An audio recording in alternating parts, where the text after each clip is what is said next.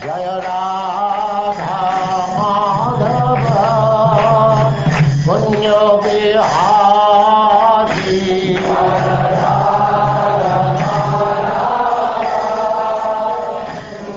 And now Chapter 5, Frustration of the Sacrifice of Daksha.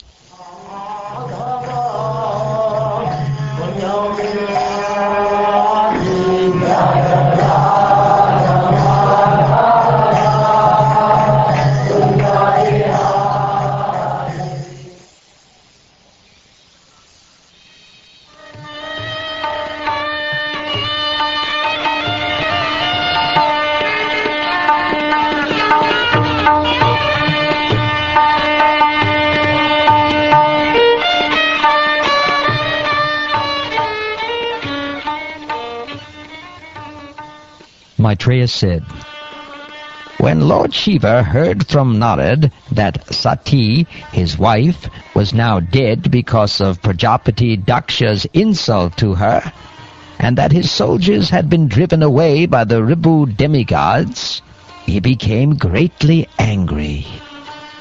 Thus Lord Shiva, being extremely angry, pressed his lips with his teeth, and immediately snatched from his head a strand of hair, which blazed like electricity or fire.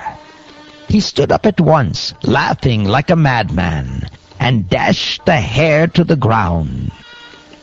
A fearful black demon, as high as the sky, and as bright as 3 suns combined, was thereby created, his teeth very fearful, and the hairs on his head like burning fire. He had thousands of arms, equipped with various weapons, and he was garlanded with the heads of men. When that gigantic demon asked with folded hands, 'What shall I do, my lord?' Lord Shiva, who is known as Bhutanath, directly ordered, 'Because you are born from my body, you are the chief of all my associates. Therefore, kill Daksha and his soldiers at the sacrifice.'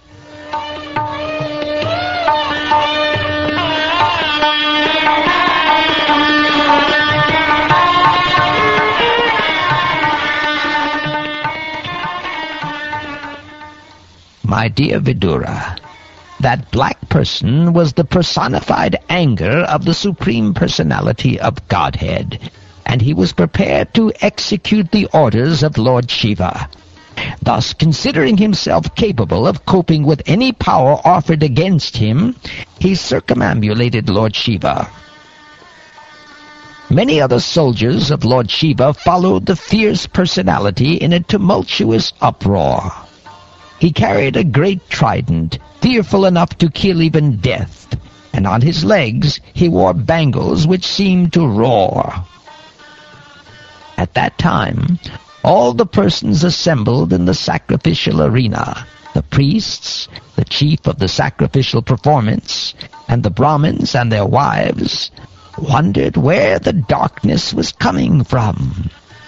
Later they could understand that it was a dust storm, and all of them were full of anxiety.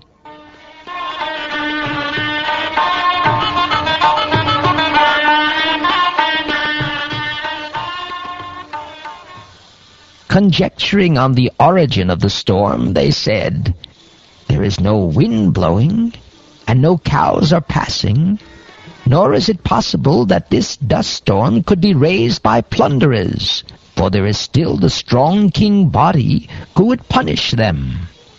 Where is this dust storm blowing from? Is the dissolution of the planet now to occur?" Prasuti, the wife of Daksha, along with the other women assembled, became very anxious and said, "This danger has been created by Daksha because of the death of Sati, who, even though completely innocent, quit her body as her sisters looked on. At the time of dissolution, Lord Shiva's hair is scattered, and he pierces the rulers of the different directions with his trident. He laughs and dances proudly, scattering their hands like flags, as thunder scatters the clouds all over the world."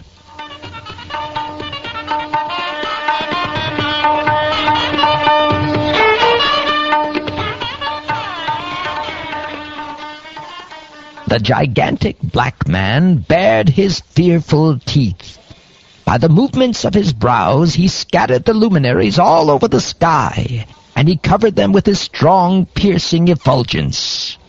Because of the misbehavior of Daksha, even Lord Brahma, Daksha's father, could not have been saved from the great exhibition of anger.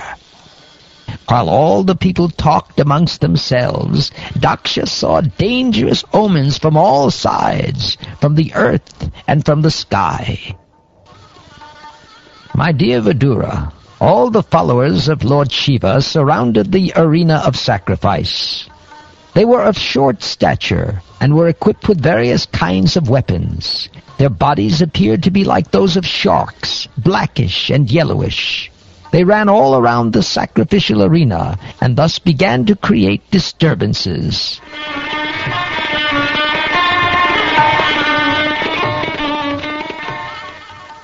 Some of the soldiers pulled down the pillars which were supporting the pandal of sacrifice. Some of them entered the female quarters. Some began destroying the sacrificial arena, and some entered the kitchen and the residential quarters.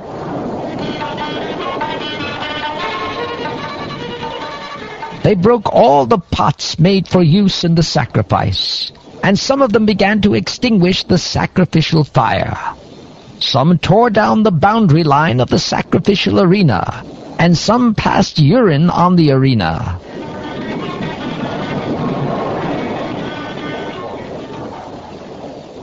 Some blocked the way of the fleeing sages, some threatened the women assembled there, and some arrested the demigods who were fleeing the pandal.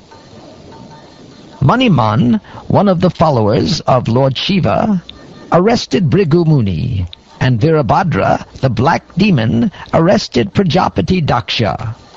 Another follower, who was named Chandesha, arrested Pusha. Nandishvar arrested the demigod Bhaga. There was a continuous shower of stones, and all the priests and other members assembled at the sacrifice were put into immense misery. For fear of their lives, they dispersed in different directions.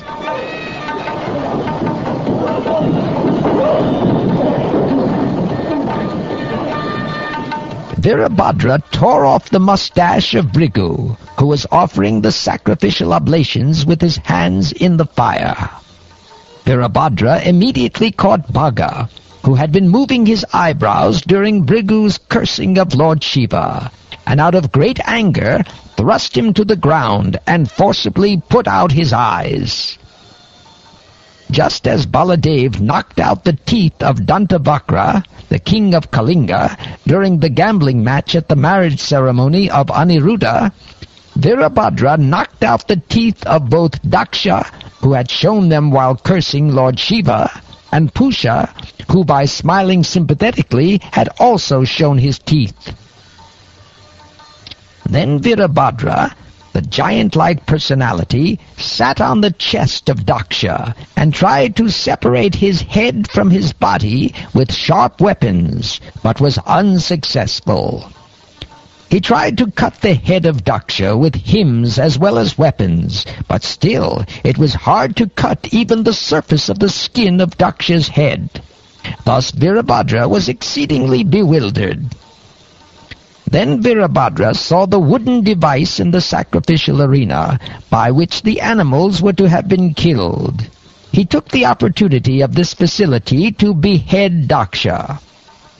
Upon seeing the action of Virabhadra, the party of Lord Shiva was pleased and cried out joyfully, and all the bhutas, ghosts, and demons that had come made a tumultuous sound.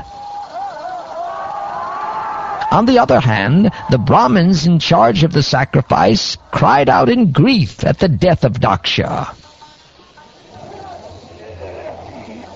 Virabhadra then took the head, and with great anger threw it into the southern side of the sacrificial fire, offering it as an oblation. In this way, the followers of Lord Shiva devastated all the arrangements for sacrifice. After setting fire to the whole arena, they departed for their master's abode, Kailas.